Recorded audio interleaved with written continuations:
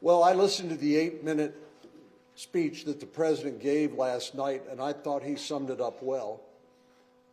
We may not have been at war with Iran, but Iran's been at war with the West since 1979, since the Iranian Revolution.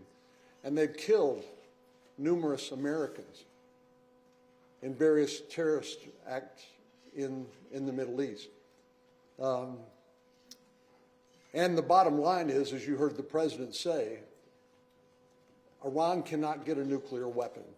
I mean, to me, the most amazing thing about President Trump is the risks he's willing to take in order to do important things that have to be done. I mean, can you imagine when he commissioned the B-2s to fly from Missouri to Iran to drop bunker busters down the ventilation shaft of their nuclear weapons program? I mean, that's a high-risk proposition. And, of course, our military performed flawlessly. It made me very proud. No other military in the world could possibly do that. I don't know I'm learning as like you are, as the news unfolds, exactly what's happening. But I do know Iran must be stopped from a nuclear weapons program. And obviously they are terrorizing not only Israelis and others in the region, killing Americans, they are killing their own people, the Iranian protesters. And I'm proud of the fact that President Trump said, this will not stand. So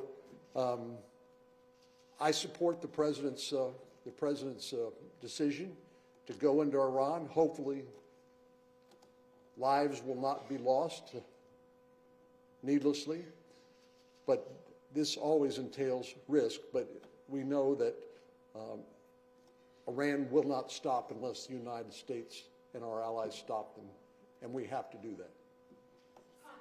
Senator, did you talk to the president yesterday in Corpus at all about Iran, or did you share his thoughts about that at all?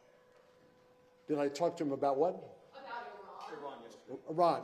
Yes. Yeah, well, I had the privilege of flying with the president on Air Force One back from D.C. down to Corpus, and he did mention, in fact, he didn't tell us what he was going to do, but he posed the question of whether Iran must be stopped by whatever necessary action that he might choose to take. I know he's been briefed by his team for weeks now, or maybe longer, about what his options are. It's a hard decision. No commander-in-chief ever makes a decision like that lightly. But I certainly respect the president's decision. I think it's the right decision to make, and support it. Yeah. Yes, ma'am.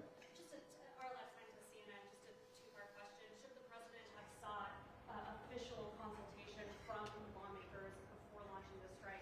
And secondly, one thing that the president had campaigned on was stopping these forever wars. Is the U.S. now at risk of being in a forever war in this conflict with Iran? Well, I don't know why anybody would say this is going to be a forever war. I think it's going to be pretty short. And it's been, the president has supported decisive action, as I said before. I mean,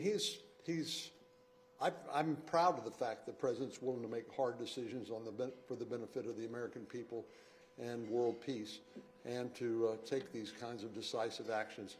Whether he should have consulted with Congress, I know there were consultations with what's known as the Gang of Eight, which are the leadership and the intelligence committees and the elected leadership, the majority leader and the speaker and others.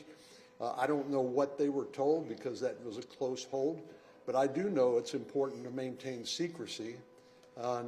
Secrecy, it's hard to do when you tell 550 members of Congress what you're getting ready to do. That's the opposite of secret, obviously, because Congress leaks badly.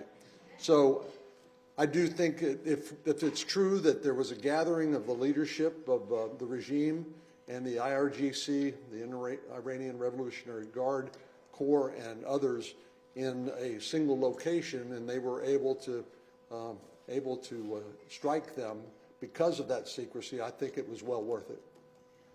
A couple more. Senator, is regime change the only solution to this conflict? Say it again? Do you believe regime change is the only solution here? Well, I do think the Iranian people now have an opportunity to change the regime. I don't believe American boots on the ground are going to be required or a good idea.